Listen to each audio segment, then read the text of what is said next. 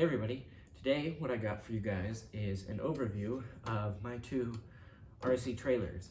I did a lot of research when I wanted to build a trailer and I couldn't find anything on a scale utility trailer. I've seen a ton of people make car trailers, but nothing on a utility trailer, so I decided to basically just make my own from scratch. And I just thought I'd put this out there to see if anybody else, this guideline, if anybody else wanted to do the same thing. I'm also going to go over what I did to build my car trailer, just in case anybody wants to build their own. This is a very simple design, and you can get all the parts from Home Depot. The tires I just had laying around, the winch I bought from Amazon, and apart from that, it cost about $25. So you can basically build this for 40 bucks, under $40 if you count the wheels and the winch and everything else you need. So let's get into it. All right, so let's take a look at the utility trailer first. This is a model of a 6x10, just a standard single axle utility trailer that you see all the time. Like I said, I have never seen a utility trailer like this duplicated in RC. I mean, I'm sure it's been done. I haven't found anything on YouTube about this type of trailer before, so I'm just gonna go over it. It's because it's 1/12 scale and it's a 6x10. It's 6 inches wide and 10 inches long, and that's 1/12 scale, so it's just an inch per foot. The wheels and tires are off of a Losi Mini T. They're the front tires, so they have bearings on them, and those bearings fit perfectly over 3/16 all thread, which is what I've used for the axle. Like I said, all of this stuff can just be purchased down at your local Home Depot and relatively inexpensively. So the wheels I just had sitting around. A piece of all thread is like $3. And then for the main subframe here, I used a 1/4 inch piece of aluminum C-channel, and that's the base subframe.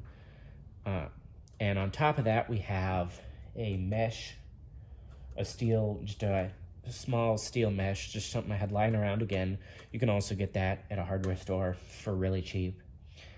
And I cut it out to size, and on top of that, and I just set that on top of my aluminum subframe, and then I got 1/4 inch by 1/8 inch steel strap for here that sits perfectly on top of the aluminum C-channel and sandwiches the mesh deck.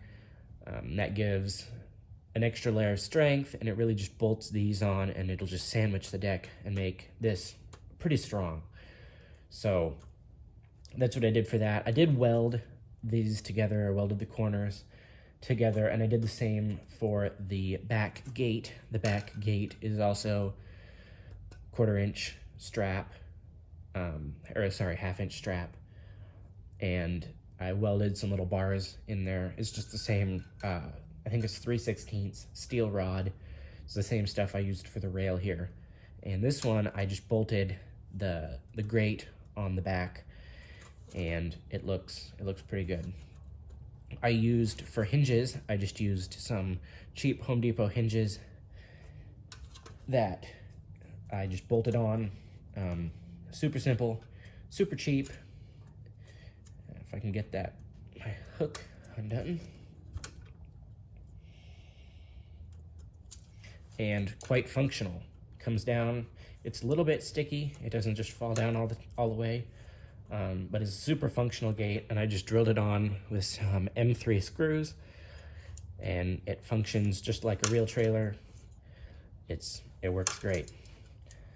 For the front, I just cut, it's the same, the tongue is made out of the same 1/2 inch flat strap, and you'll see, if you can see there, I used just an eye bolt, stainless eye bolt that on the top, I just welded in there, and that is my pendle hitch. It's set up for a pendle hitch, although it will also fit on pretty much any 1/10 scale hitch for your RCs.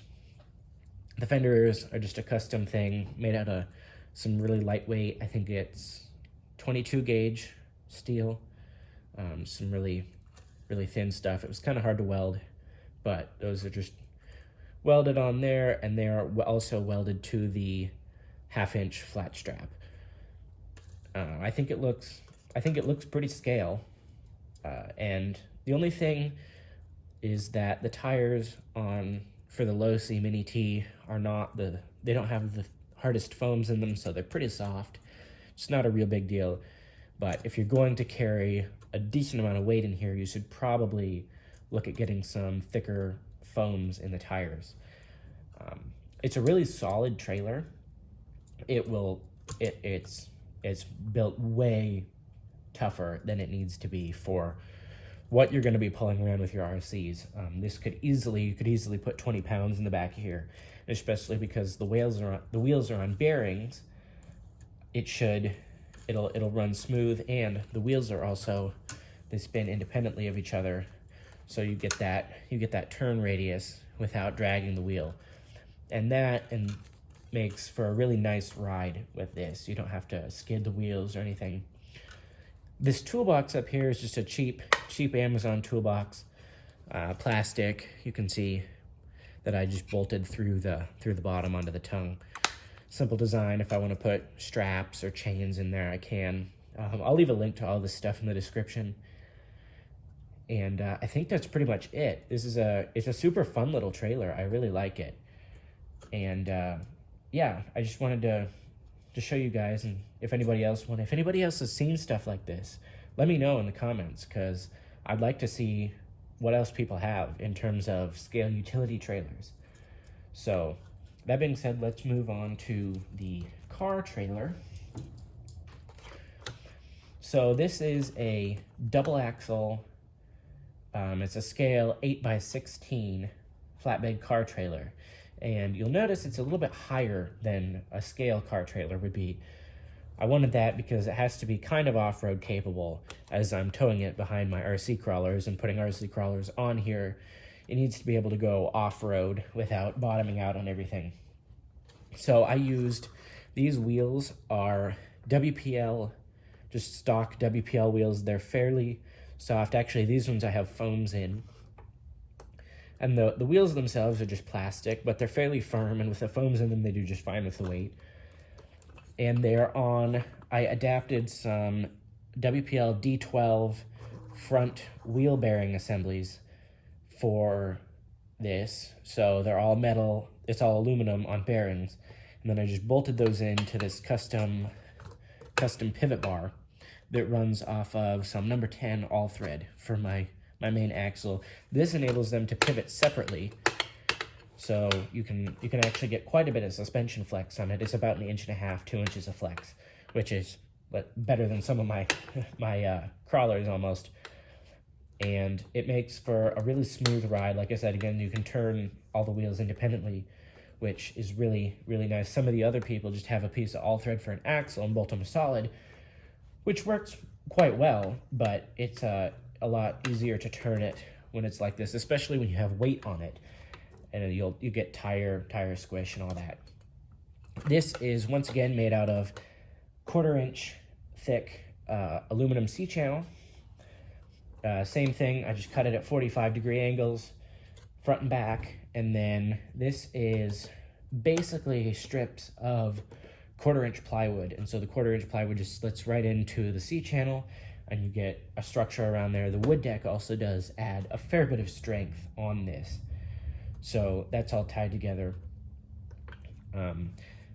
For the main frame, it's a pretty integrated system for structure. For the fenders, this is I believe it's the same thing as the fenders on this one. I believe it's 20 gauge sheet metal, and I welded a back on there. You can see on the inside, it's not the prettiest weld, but it doesn't need to be. It's painted. So I welded that up, ground it smooth, and that gives me my nice rounded fenders. And they're super strong. You can push on them, they're not gonna come off. And on the back, I ran some, I think it's 1/2 inch aluminum L channel that I just bolted through. I bolted through the C channel frame, and then I bolted it in to the fenders right there. And so that's how they're done on the back. In the middle, I have just some wood screws that I just drilled through, and then they just screw into the plywood on the deck. And that's, like I said, these are really strong fenders. You can push on them. They're not gonna come off. I stained, I went and got a little thing of stain. I stained and lacquered the deck. So that's a super strong, it looks really good. It's a really good looking deck. One other thing I did was I got these little eye hooks. I don't know if you can see that well, and just screwed them in for strap points because I didn't have any strap points, and I like being able to strap down my car so I don't fall off while I am driving. This one also has the same eye hook for the tongue. This one is JB welded together because this is aluminum and I don't have an aluminum welder. So I just JB welded it together, JB weld all the corners on this one, and it's super strong. I used the same toolbox set. It came as a 3-piece set. So this is the larger one, this is the medium one, and I have another one. This is the larger one. Again, it's just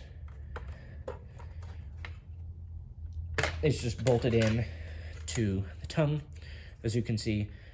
And the winch, I'll also leave a link for that in the description. I think it was like 20 bucks on Amazon. It comes with a little switch. You just gotta get a battery with a plug like that, a JST plug, and you're good to go. The winch for a $20 winch, it's probably the best winch you can buy for the money on Amazon. It does come with steel cable. I switched it out for a synthetic just because synthetic is nicer, but it really completes the look for a car trailer to have the winch on there. For the ramps were a bit of an issue to figure out how to do the ramps. So I used some Romex wire for that. I pulled some of that out, drilled 2 holes in there, and then just bent it in and glued it in. And those are pretty strong. And then on the underside here, I have this bolt that you unscrew, and then the ramps come off there. This is, I think this is 18 or 20 gauge sheet metal that I welded little tabs on up there. I don't know if you can see that, but I welded little tabs on there and bent those down, so when it's hooked up, those just sit on there like that, and they don't go anywhere. They can slide in or out depending on the width of your car. And you can drive up those. And when you're done, you just flip it over, set them down there, and bolt them on. So, really convenient way to store the ramps. I figured I'd like the ramps on the trailer. Just store them under there where they're out of the way.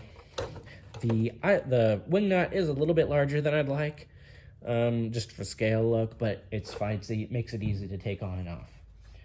So I think that's pretty much it. Alrighty guys, I hope you enjoyed my summary and showing off of these trailers. Hopefully you found it helpful. Hopefully you can build your own trailers if you want. Like I said, I will leave the links in the description for all this stuff. And like I can get it all. You can get it all at Home Depot. The only thing is for the steel, you just have to have a welder to weld it together.